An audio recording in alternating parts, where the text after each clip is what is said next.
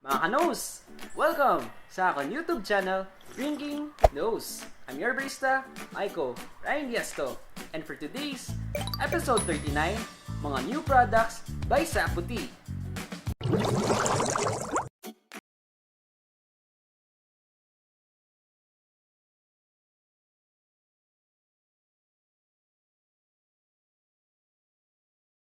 Is now open for delivery and pickup at Bonifacio, Arevalo, Iloilo City.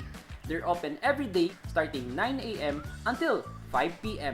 And for their full list of menus, I'll be providing description down below. This episode is sponsored by Sapu. Disclaimer lang po, this is my own opinion and my own standards when it comes to taste test reviews.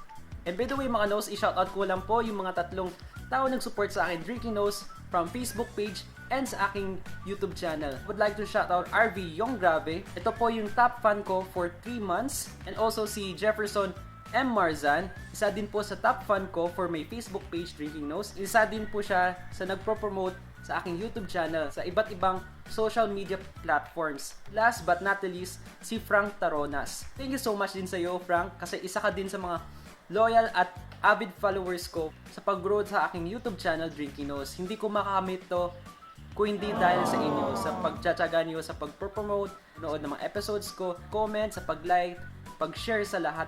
So I'm very grateful to have you part of my journey for Drinking Nose. By the way mga nose, I'm now open for shoutout sa every episodes ko for Drinking Nose.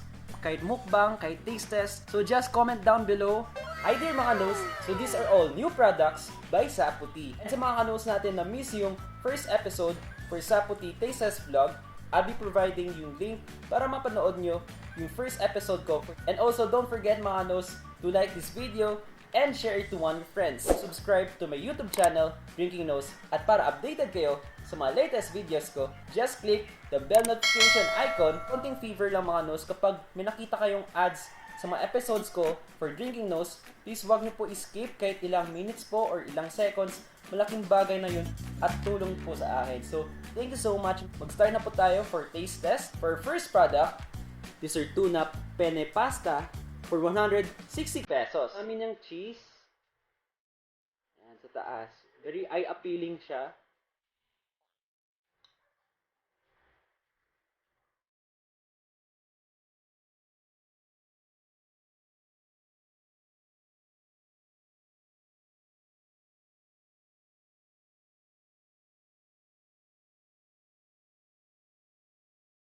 Napakasarap ng pasta. Di nakaumay yung cheese.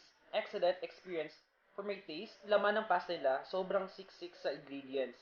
It has tuna, it has tomato, it has cheese, it has an outstanding quality taste for pasta. For our next product, under cream cheese category, this is their Okinawa cream cheese for 110 pesos.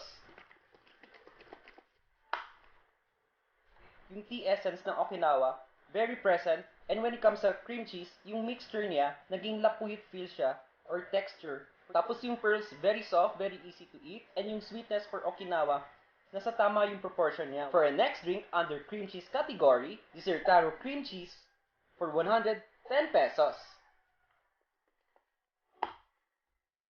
Unang makikin sa akin is yung Taro sweetness, which is well proportioned for my taste. Ang ganda ng combination for its cream cheese and for its Taro flavor. It has an excellent texture. For our next drink under cream cheese category, their chocolate cream cheese for 110 pesos.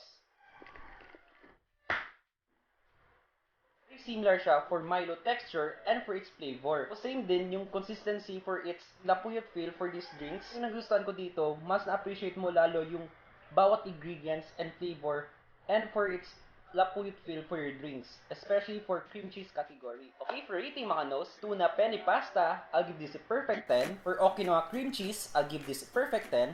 For Taro cream cheese, I'll give this a perfect 10. For chocolate cream cheese, I'll give this a perfect 10. When it comes sa tuna pasta, ito, upon appearance and smell test, very eye-appealing siya. The overall aroma for this pasta, nag-exude talaga yung mga ingredients. So, sobrang siksik sa laman at sobrang mabubusog ka for this product alone. And when it comes sa cream cheese categories nila, ito na-amaze ako kasi yung cream cheese nila parang lalo naging lapuyot feel. Ma-distinguish mo talaga yung difference for cream cheese and for the regular milk tea. Na-maintain nila yung signature nila na tea essence for their products. So yung ma-recommend ko for kids, I would suggest si Taro cream cheese and chocolate cream cheese. For tea lovers, I would suggest si Okinawa cream cheese. So thank you again sa Sapu Tea family and sa owner. In-invite ulit ako to feature their new products, especially for my channel, Drinking Nose.